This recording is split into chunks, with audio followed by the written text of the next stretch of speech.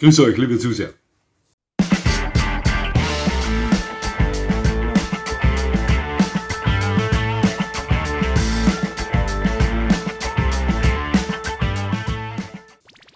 Nochmal herzlichst willkommen, liebe Zuseher, hier auf meinem Kanal. Ich freue mich sehr, dass Sie da sind. Ich bin etwas verkühlt, ich habe das Wetter unterschätzt. Vor einigen Tagen hatten wir ja noch knapp 30 Grad plus. Heute früh bin ich um etwa 7 Uhr mit Vito bei 4 Grad plus weggegangen. 70 km/h Windgeschwindigkeit, also recht viel Wind und starker Regen. Wie gesagt, ich habe das Wetter etwas unterschätzt und glaube, dass ich mich etwas verkühlt habe. Aber auch, glaube ich, ein bisschen Temperatur. Aber Sie wissen, wie das ist. 37,5 Grad Körpertemperatur bei einem Mann entspricht 40 Grad Fieber bei einer Frau.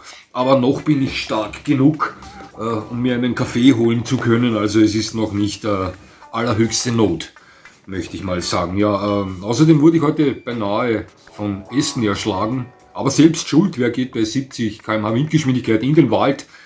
Die Wälder haben aufgrund der heißen Sommer der letzten Jahre schon etwas gelitten bei uns hier in Neudörfel. Viele kaputte Bäume und die stürzen gern mal um. Wenn man da nicht sehr aufmerksam da durchmarschiert, kann es sein, dass man da nicht mehr rauskommt. Aber wie gesagt, selbst schuld, bei solchen Windgeschwindigkeiten geht man nicht in den Wald. Dann braucht man sich auch nicht davor fürchten, von Bäumen oder Ästen erschlagen zu werden. Länderwettkampf der besten Allrounder. Heute startet das 13. und vorletzte Land. Welches Land das ist, das möchte ich Ihnen gleich verraten. Und zwar ist das China. Ja, China, ein Land, welches Hunderassen hervorgebracht hat, die ebenfalls, so wie die Japans, zu den ältesten der Welt zählen. Das Beispiel der Chow Chow, sehr, sehr alte Hunderasse, doch auch der Toki, der Tibet Mastiff, ich weiß schon Tibet, aber das ist ein autonomes Gebiet der Volksrepublik China, Tibet. Also kann man den Tibet Mastiff für die chinesischen Hunde oder für China ins Rennen schicken. Ja, viele Hunde, die zu den ältesten Hundetypen der Welt zählen. Aber wenn wir schon dabei sind, möchte ich die gleich mal vorstellen, die 10 Hunde, die hier für China ins Rennen starten. 2 davon habe ich schon gesagt, also der Chow Chow, ganz klar, lecker, ein Hund, der als Schlittenhund, als Zug und auch als Wach- und Schutzhund, als Jagdhund verwendet wurde, aber auch als Mahlzeit gegolten hat in China, daher auch der Name Chow Chow, das so viel bedeutet wie schmeckt gut. Ne? Schöner Hund, Chow Chow. Ziemlich eigenständigen Charakter, man muss mit dem Hund schon klarkommen können. Er hat eine riesen Fanbase. Der zweite Hund, der China hier vertritt, ist der Xiaobai, der Faltenhund. Galt lange Zeit, ja, schon. Vor 20 oder 30 Jahren, glaube ich, galten Xiaobais noch als die teuerste Hunderasse der Welt. Mittlerweile schon vom Tibet Mastiff abgelöst. Soweit ich weiß, gibt es da Linien, wo man für einen Hund bis zu 1 Million Euro zahlt. Ja, also wahnsinnige Geschichte. Aber ist so. Ja, der Xiaobai als zweite Hunderasse, die China hier vertritt. Auch den dritten Hund habe ich schon erwähnt, das ist der Toki, der Tibet Mastiff. Als vierten Hund startet für China der Tibet Terrier. Ein Hund, da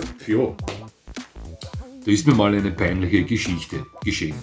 In unserer Nachbarstiege hatte ein sehr freundliches Pärchen einen Tibet Terrier namens Cujo. Nicht Cujo wie von Stephen Kings Cujo, Cujo. Es dämmerte schon, es war schon recht dunkel und ich war mit Vito unten. Vito war damals noch recht verträglich mit anderen Rüden. Heute würde er sich mit diesem Tibet Terrier, ich weiß nicht, ob es ihn noch gibt, ja, nicht mehr vertragen. Ist so. Und Sie wissen ja, wenn Sie sich schon mal Tibet Terrier angesehen haben, wenn Sie schon mal vor einem Tibet Terrier gestanden sind, die haben recht viel Fell. Ja? Und ich stand da unten auf der Wiese, die Nachbarin kam mit Cujo raus, begrüßten uns, unterhielten uns und Cujo kam zu mir her, war sehr freundlich. Beugte mich zu ihm runter, nachdem ich mit seiner Besitzerin vorher gesprochen habe und begann ihn zu streicheln und mit ihm zu sprechen. Nach einer Minute fiel mir auf, dass ich mich die ganze Zeit mit seinem Hinterteil unterhalten habe. Ja? Also kann man in der Dunkelheit leicht verwechseln beim Tibet Terrier. Sie hat das gemerkt, hat aber nichts gesagt. Mir war es peinlich, aber soll nichts Ärgeres geschehen. Ja, Tibet Terrier als der vierte Hund, der hier China vertritt.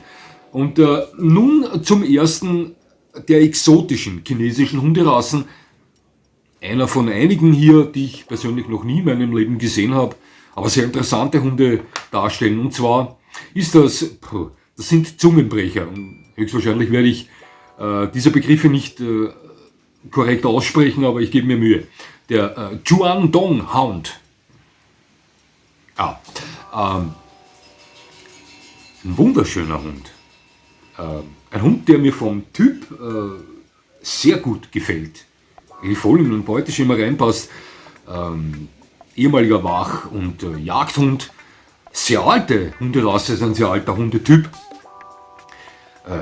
Ein Hybrid aus Bull Terrier, Molossern, Bulldoggen.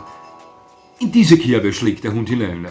Wirklich exzellent aussehender Hund. Gefällt mir sehr gut. Dann der Chongqing Dog. Ein naher Verwandter des Guangdong Hounds.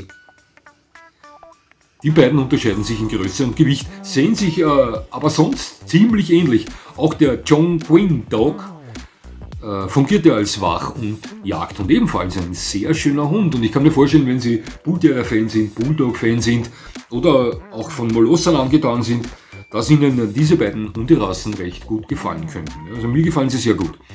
Es folgt der nächste Exote, nämlich der Chinese Food Dog, nennt man auch den Glückshund. Das ist ein wunderschöner Hund, den man Verwandtschaft zum Chow Chow, aber auch zum norwegischen Elchhund nachsagt.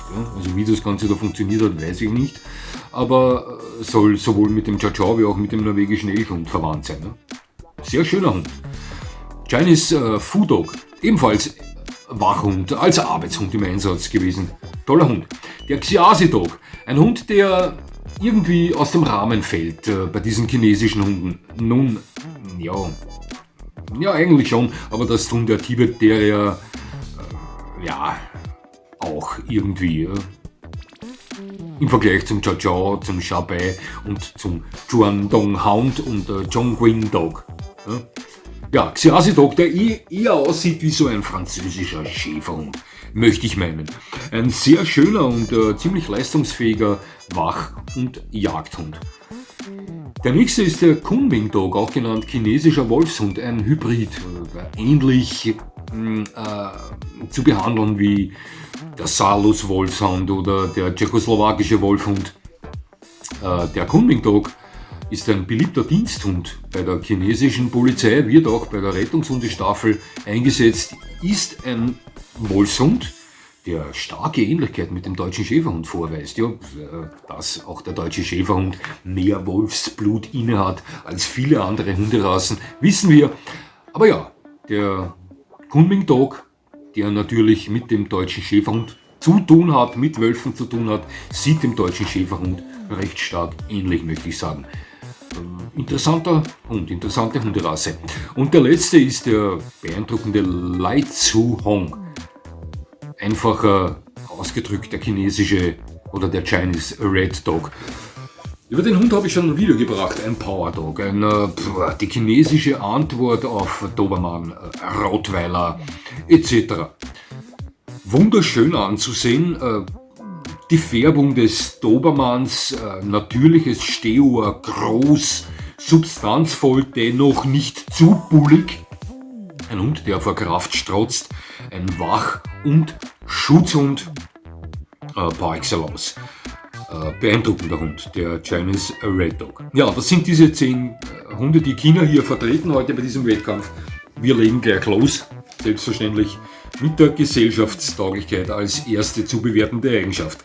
Und hier erreichen die Hunde aus China 82 von 100 Punkten. Recht hohe Bewertung. Nicht die höchste, aber recht hohe Bewertung. Doki, Tibet Mastiff, typischer Herdenschutzhund. Tibet Dogge, hier kann man schon anecken. Beim einen oder anderen, ja, der etwas vorsichtig ist bei Hunden. der erkennt den Doggy, den Tibet Mastiff schnell mal als Herdenschutzhund, als großen. Und diese Hundekategorie hat nicht die beste Nachrede, das wissen wir. Sharpei eventuell. Ja, nicht ganz so wild die Geschichte wie bei der Tibet-Dogge, aber es könnte vorkommen. Leute, die absolut keine Ahnung haben von Hunden, können den Sharpei von der Ferne schon mit Bullterriern verwechseln. Ja? Wir alle, die etwas Ahnung von Hunden haben, würden das nicht tun. Ganz klar, Sharpei hat mit Bullterriern überhaupt nichts zu tun. Aber von der Ferne für Leute, die von Hunden keine Ahnung haben, ja, die verwechseln auch viele andere Hunde mit Bullterriern. Ja, beim Chow Chow, da mache ich mir keine Sorgen. Das ist ein Hund, der schnell mal für süß ein Chow Chow sorgt. Tibet Terrier sowieso eher ein süß und nett Hund, möchte ich sagen. Bei den beiden Exoten da, den Juan Dong Hound und Chongqing Dog, könnte es knapp werden. Das sind Hunde, die klar erkennbar irgendwie, da stimmt was nicht. Was ist das? Ja, sieht so aus wie so ein Kampfhund. Der typische und berühmte Begriff. Sie wissen schon. Also das kann Ihnen mit diesen Hunden schon geschehen. Beim Chinese Food Dog eher weniger. Der in die Richtung Eurasia, Chow Chow, Samoyeden Spitz hineinfällt. Also eher ein gern gesehener Hund. Der Xiasi Dog, der schlägt die ähnliche Kerbe ein, möchte ich sagen, obwohl er anatomisch völlig anders aussieht. Der Kunming Dog ist ein Hund, der ganz sicher, ganz schnell mit einem deutschen Schäferhund verwechselt wird. Auch der deutsche Schäferhund ist ein Hund, den man gern sieht, möchte ich behaupten. Und beim Lai Tzu Hong, beim Chinese Red Dog, da kann man schon auf etwas Abneigung stoßen. Ein ziemlich beeindruckender Hund, ein Hund mit Erscheinung, der hat eine gewisse Aura, vielleicht sogar mehr als ein Dobermann. Und bin mir sicher, wenn Sie da auf einen knapp 80 cm mit der Schulter hohen Chinese Red Dog treffen, der über 50 Kilo schwer ist, kann der auch beeindruckender wirken als ein toller Rottweiler. Das sind schon ziemlich beeindruckende Hunde. Ja, also es sind einige dabei, die diese Eigenschaft ein bisschen runterbremsen, ganz klar, doch dafür peppen die andere wieder auf. 82 von 100 Punkten bei der Gesellschaftstauglichkeit. Die Trainierbarkeit. Das ist nicht deren Königsdisziplin. Der chinesische Wolfshund, der Kunming Dog, ist ein Diensthund. Ein sehr gut zu trainierender Hund. Der Chinese Red Dog, ein Hund ziemlicher Power, charakterlicher Power, aber ein gut zu trainierender Hund. Dann wird es aber schon knapp, gell? Tibet Mastiff, typischer Herdenschutzhund, keine Trainierbarkeitskünstler. Vorneweg sei gesagt, jeder Hund ist zu trainieren. Der eine besser, der andere weniger gut. Chow Chow, Sharpei, das sind Hunde mit ausgeprägtem Dickkopf, mit ausgeprägter Eigenständigkeit. Hier benötigt es viel Händchen, viel Gefühl, um die gut trainieren zu können. Tibet Terrier, nicht der typische Trainingskünstler. Juan Dong Hound, Chongqing Dog. Hunde, die, wenn es um die Trainierbarkeit geht, mit Sicherheit selbe Schiene fahren wie Bullterrier-artige Hunde. Ja, also trainierbar, ja, aber keine Spezialisten zum Thema. Chinese Food Dog wird sich in der Richtung des Chow Chows bewegen. Der Xiasi Dog, ähnliche Geschichte. Ja, das war's dann eigentlich schon. Also nicht wirkliche Spezialisten, wie wir sie zum Beispiel bei Belgien oder bei Deutschland haben. Ja, klare Sache.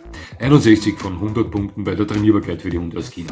Die Führigkeit, die ist etwas höher, aber auch die glänzt nicht. 66 von 100 Punkten. Ja, wirklich führige Hunde haben Sie hier nicht dabei. Eventuell der Tibet Terrier, der hier am entspanntesten zu führen ist. Ja.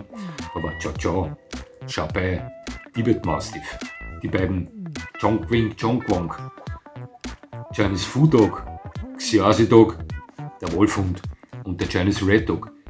Leicht zu führende Hunde sind das nicht. Als Beispiel sage ich Ihnen eine Hunderasse, die größtenteils angenehm und leicht zu führen ist. Der Golden Retriever, wenn er den Rassestandard entspricht, ist ein angenehm und leicht zu führender Hund. Solche Hunde haben Sie hier bei den Chinesen nicht dabei. Hier ist der einzige Hund, der entspannt zu führen ist, im Normalfall. Meiner Meinung nach der Tibet Terrier. Deswegen bei der Führigkeit nicht wirklich die stärkste Bewertung mit 66 von 100 Punkten. Die Verträglichkeit.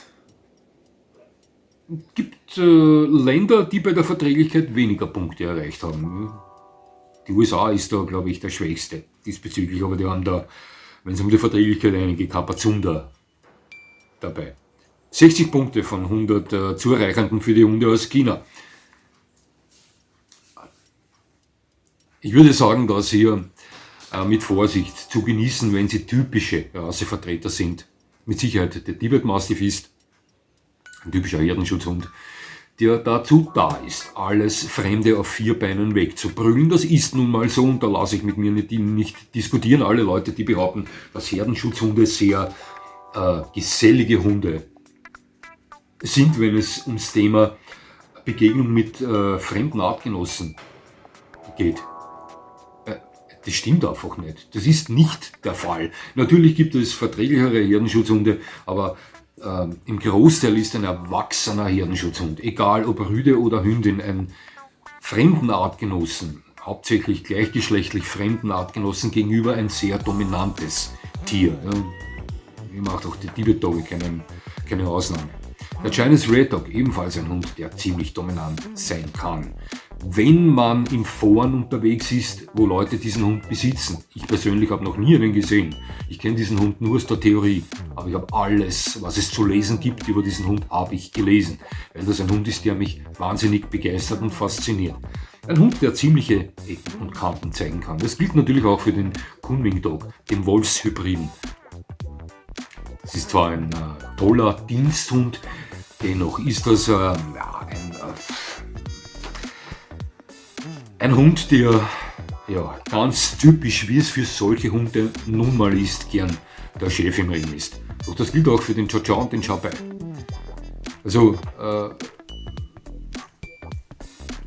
größtenteils sind Chow Chows und Chow Bais bei Begegnungen mit Artgenossen Hunde, die ihren Gegenübern klar machen, hör zu, wenn du akzeptierst, dass ich der Boss bin, haben wir kein Problem miteinander.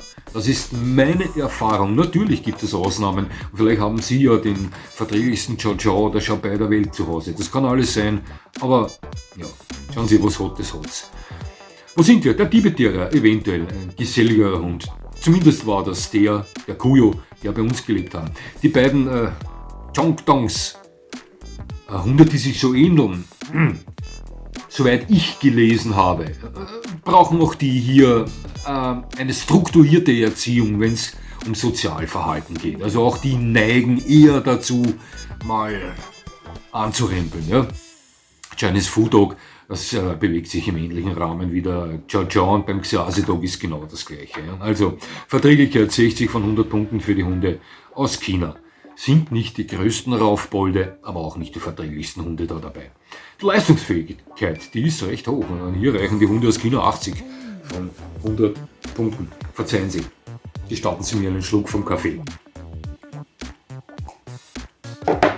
Vielen Dank. Leistungsfähigkeit. 80 von 100 zureichenden Punkte für die Hunde aus China. Ja, Leistungsfähigkeit, Wetterfestigkeit, Geschwindigkeit, Kraft, Ausdauer, Beweglichkeit, Explosivität und. Hier haben wir einige tolle Hunde dabei zur Eigenschaft Leistungsfähigkeit. Etwas runterbremsen,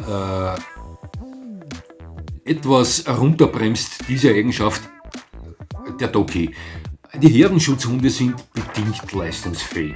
Wo die glänzen, das ist die Power, das ist die Kraft, die strotzen vor Kraft. Alle Herdenschutzhunde.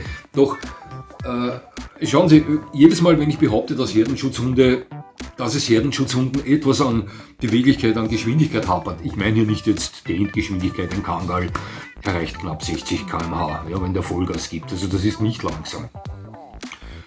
Viele Herdenschutzhunde erreichen eine hohe Endgeschwindigkeit, wenn die mal wirklich Gas geben. Beweglichkeit, Explosivität, Ausdauer, also wirklich Kraftanstrengung über lange Zeit. Also ich kann Ihnen hier Stand-Up-Ede stehenden Fußes 100 Hunde nennen, die hier Herdenschutzhunden überlegen sind. Ja. Dafür biegen Herdenschutzhunde oft beim Thema Kraft alles andere nieder. Ja, aber ansonsten ist es, wenn es ums Thema Leistungsfähigkeit geht, recht überschaubar bei Herdenschutzhunden. Wetterfest, ja, zumeist geschützt vor Hitze und vor Kälte, das muss so sein bei ihnen, und sie haben wahnsinnige Power. Okay, Explosivität, Beweglichkeit, Sie wissen schon, Hochsprung, Weitsprung, Bumm, sicher im Sprung auf einer 1-Cent-Münze umdrehen wie der Spitz oder American Bulldogs können und so weiter. Davon sind wir mit Herdenschutzhunden weit entfernt. Tibet Terrier, nicht unbedingt der leistungsfähigste Hund, ja, auch ein Läufer, ein Spieler, ein Springer und so weiter, aber ist nicht der Typ Hund wie zum Beispiel der Kunming Dog oder der Chinese Red Dog. Das sind top leistungsfähige Kanonen, die können alles, die sind explosiv, die sind schnell, die sind ausdauernd, die sind stark und wetterfest. Bei den beiden Chongqing Monks weiß ich nicht, wie es mit der Wetterfestigkeit aussieht. Hier habe ich einen Mittelwert genommen. Ja, also ist so. Ich weiß auch nicht alles, ganz klar, klare Sache. Das konnte ich nie ganz heraus recherchieren. Ja. Aber wenn es um die Ausdauer geht, um die Power geht, also das sind schon ziemlich muskulöse Brocken, die beiden Chongqings. Stark, ausdauernd, explosiv. Xiazi Dog ebenfalls. Tolle Leistungsfähigkeit und der Chinese Fu Dog auch. Chow Chow, Sharpei, starke Hunde. Beim Chow Chow hapert es vielleicht etwas mit hoher Geschwindigkeit auf längere Zeit. Dafür ist dieser Hund nicht gemacht. Ja. Dennoch ein höchst leistungsfähiger Hund, bei dem man allerdings etwas Abstriche machen muss, wenn es zu heiß wird. Also viele von Ihnen werden schon gehört haben, ja, bei 30 Grad, boah. Also mit einem Chow Chow, da muss man schon gut, wie soll ich sagen, improvisieren können, ja, dass man mit dem Hund so fortgeht, ohne ihm gesundheitlich zu schaden. Also die sind schon hitzeanfällig. Ja. Aber ja, Leistungsfähigkeit recht hoch bei den chinesischen Hunden, und zwar 80 von 100 zu erreichenden Punkten. Jetzt kommen wir zur Eigenschaft Wachhund. Auch die kann sich sehen lassen. 83 von 100 Punkten für China. Ja. Sind eigentlich alles sehr gute Wachhunde. Wir haben exzellente Wachhunde hier dabei mit dem Tibet Mastiff, mit dem Kunming Dog, also dem chinesischen Wolfshund, mit dem Chinese Red Dog. Das sind alles exzellente Wachhunde. Doch auch die beiden Chongqing Minks und der Chinese Fu Dog ist ein guter Wachhund. Auch der Chow Chow und der Sharpei sind exzellente Wachhunde. Tibet Terrier ist sehr meldefreudig. Xiazi Dog, Tibet Terrier ist vielleicht ein Hund, der, wenn er allein auf einem Grundstück herumläuft, nicht jeden abschreckt, optisch. Doch das kann auch für einen Chow Chow gelten, der gern mal als kuschelig süß empfunden wird, eher als bedrohlich. Doch sonst, ja, eventuell auch nicht unbedingt der, wenn es um die optische Abschreckung geht, der effektivste, der Chinese Fu Dog, der eher süß wirkt, und der Xiazi Dog auch nicht. Ja, aber das habe ich alles mit einberechnet. Doch wenn es um die Meldefreudigkeit, um die Aufmerksamkeit geht, ja, um das Anschlagen, wenn irgendwas nicht passt, dann sind die Hunde hier aus China sehr, sehr gut vertreten, möchte ich sagen. Also ist China mit diesen 10 Hunden hier bei dieser Eigenschaft sehr gut vertreten. Deswegen eine relativ hohe Punkteanzahl bei der Wachhunde-Eigenschaft, und zwar 83 von 100 zu erreichenden. Eigenschaft Schutzhund. Also hier fallen wir etwas in den Keller runter. 69 von 100 Punkten haben die 10 Hunde aus China hier erreicht. Sehr guter Schutzhund ist der Chinese Red Dog. Allerdings muss man den in der Hand haben. Also der entwickelt mit Sicherheit mehr Drive als ein Dobermann, ein Schnauzer oder ein Rottweiler. Davon bin ich überzeugt. Also die Dinge, welche ich von diesem Hund zu Zeiten der Recherchen, die ich über diesen Hund gemacht habe, vor dem Video, was ich von ihm gebracht habe, die Dinge, was ich da gelesen habe, also die bestätigen mir das alles. Das sind schon Hunde, die muss man gut im Griff haben. Mit Sicherheit nicht so kontrollierbar im Ernstfall wie der typische klassische Schutzhund, der sich weltweit als Schutzhund durchgesetzt hat. Eben wie die zuvor genannten Dobermann, Schnauzer, Rottweiler, Schäferhund. Der Kunming Dog, ein Polizeihund. bin mir sicher, dass der, wenn er aus guter Linie kommt, aus, wie soll ich sagen, aus einer Linie, die sich schon etabliert hat, ja, also wo nicht mehr herumexperimentiert wird mit Einkreuzungen von Wölfen und so weiter, also wo sich schon wirklich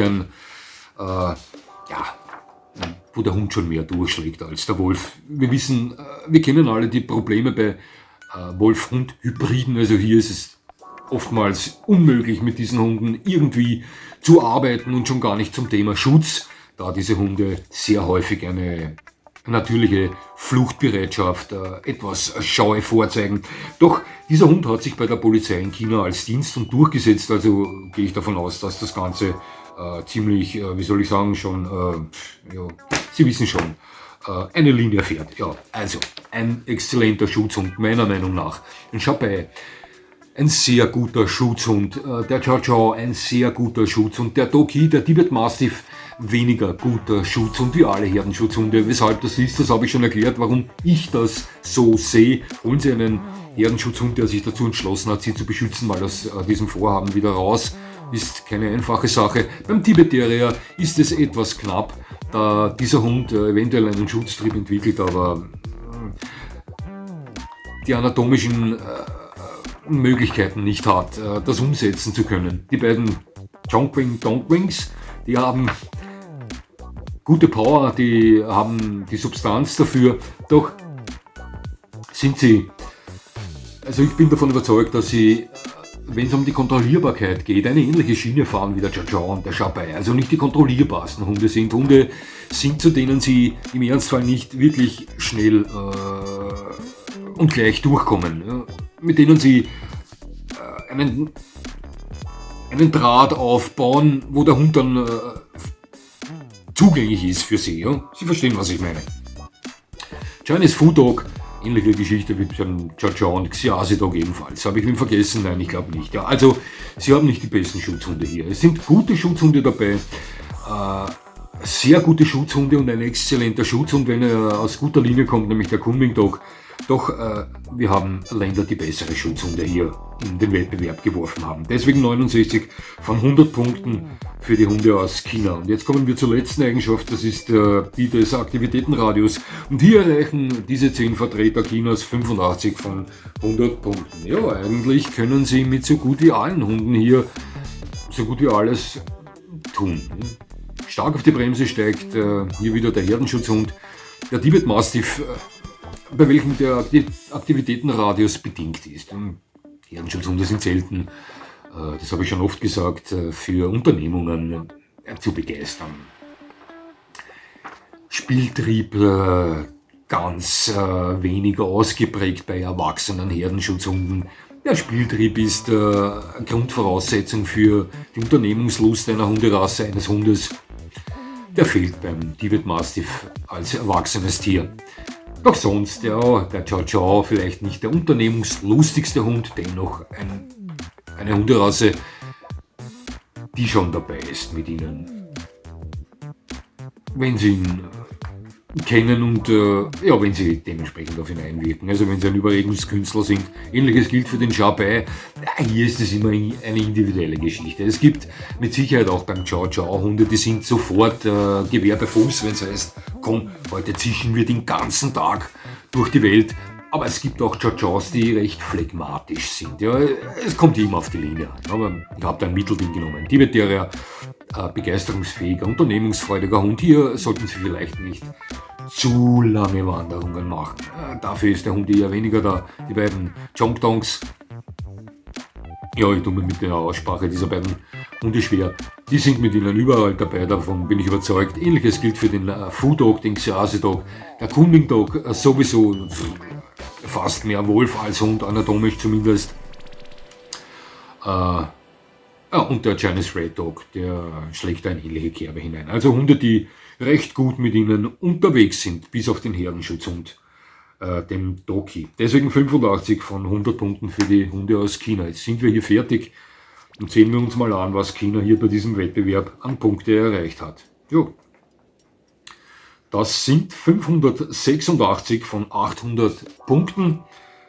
Somit 73,2% Allrounder-Eignung und China hat sich am 10. Platz. Sind viele Hunde da dabei, die mir sehr gut gefallen. Aber wenn es ums Thema allgemeine Allrounder-Eignung geht, gibt es stärkere Nationen. Aber nochmal, ich habe das schon mal gesagt, wenn man sich die Tabelle ansieht, die ich zum Schluss der Videos immer einblende, dann kann man erkennen, dass manche Länder, die schlechte Platzierungen erreicht haben, bei einigen Eigenschaften stärker sind als Länder, die viel weiter vorne liegen. Es ist nun mal so, dafür schwächeln die halt dann bei anderen Dingen. Ja.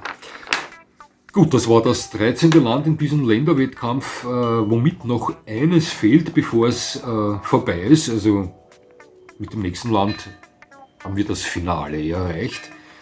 Und das habe ich mir fürs Finale aufgehoben, weil es meiner Meinung nach, ich habe das Video noch nicht gedreht, ja, ich weiß noch nicht, wie viele Punkte dieses Land erreicht hat oder erreichen wird. Das weiß ich wirklich noch nicht. Ich bin sehr gespannt, aber vom Bauchgefühl her spielen die ganz, ganz vorne mit und können auch Belgien und Deutschland gefährlich werden. Denn da ist dabei der schwarze russische Terrier, da ist dabei der osteuropäische Schäferhund, da ist dabei der Moskauer Wachhund und. Also Sie wissen schon, ich spreche hier von Russland.